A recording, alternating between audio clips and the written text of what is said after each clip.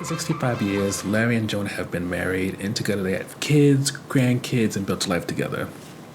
Unfortunately, Larry died first, Joan about a week or two later, and while both thought they would spend eternity with one another, then enters Luke, Joan's first husband from 67 years ago, who died in the Korean War.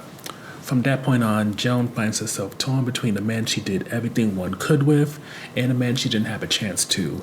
And to make matters worse, she only has about a week to decide who to spend eternity with. So get into the review section. The best thing about eternity is that it doesn't necessarily push you to be pro or hashtag team Luke or hashtag team Larry. What it does is sort of like how materialists maybe tried to do, is that it wants you to really think about love beyond the superficial. Are you going to fall in love with the what if, the fantasy, the what could have been when it comes to somebody and hold on to that? Or are you going to instead, for lack of a better way of putting it, honor what you've been given thus far, what you know is going to be consistent? And yes, that comes with knowing the flaws of the person, that comes with knowing the annoyances, but at the same time, 65 years together, that's not nothing. And the way this film navigates that, I won't say it's the most complex, give it an accolade for script writing type of movie. But I will say that when it comes to eternity and how it has these relationship dynamics play out, it does make you appreciate that even though Larry's far from perfect, he did his best to be the kind of man that would give Joan a good life.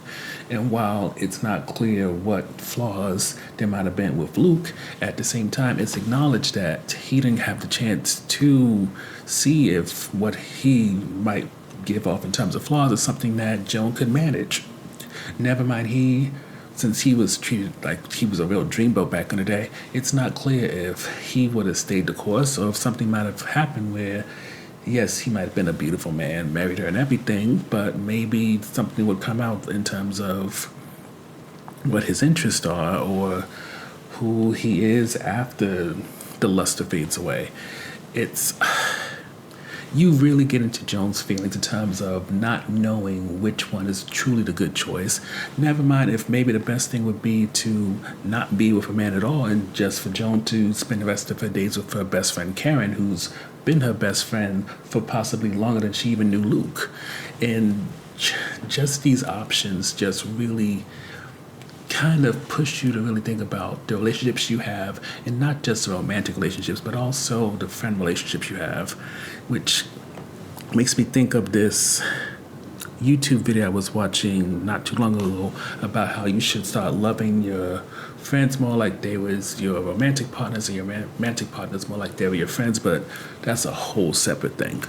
But as much as we like the whole will she or won't she when it comes to who Joan is going to choose, I gotta admit, sometimes when it comes to eternity and its rules, the consequence of the afterlife, things are a little bit murky.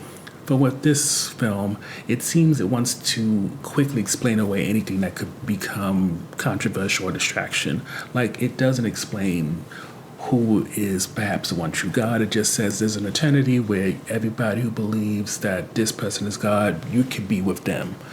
And then there's also the question of, while it has eternities like that, why is it that some eternities I get it because it's a joke, but the eternity where there's no men, why is that full? How do these eternities work exactly?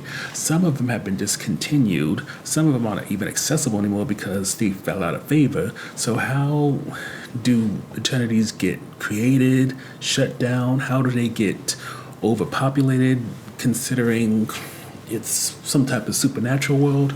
All of that isn't answered.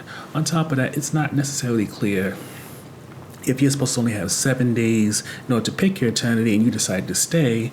Yes, you can become a janitor, you can become an Afterlife Coordinator, but how many spots are there for you to do that? There's a lot of stuff where if you go beyond Joan's journey to figure out who she's going to spend the rest of her eternity with, there's a lot of things you may want to pick prod and kind of ask questions about, but while it may give you a quick answer for things, it's not going to really go as deep as you want it to go.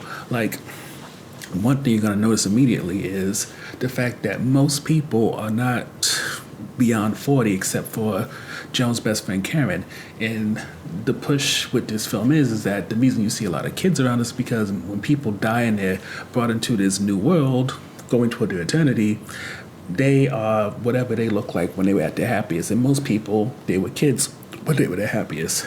But the fact that nobody seemed to be at their happiest when they was past 40, but they were all 30, 20 teens, those kids, it's a little bit weird. But again, these are a lot of questions that can be distracting to you, especially because it's one of those double-edged sword things where you have a unique concept or story, but because of the world building, you have to also address that in a realistic fashion as much as you do the character building and whatever's the end goal for the characters. But unfortunately with Eternity, for people like me who are very much into world building as much as we are into character development, it's frustrating. But if you're someone who just wants to see a love story, Joan to make a decision, one that hopefully aligns with what you think she should do, you'll be fine.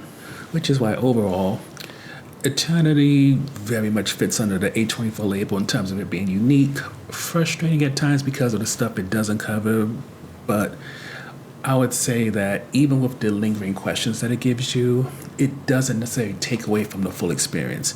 It may leave you with some things to think about that maybe not what the creators behind this wanted you to really kind of, continue to talk about and discuss after the movie. But even with all that said, it's definitely something that when this is released later on in this month, if you're into Elizabeth Olsen, Miles Teller, the other guy who I don't remember the name of offhand, or a general A24 movie fan, it's definitely worth checking out, especially if it's something that's around your area.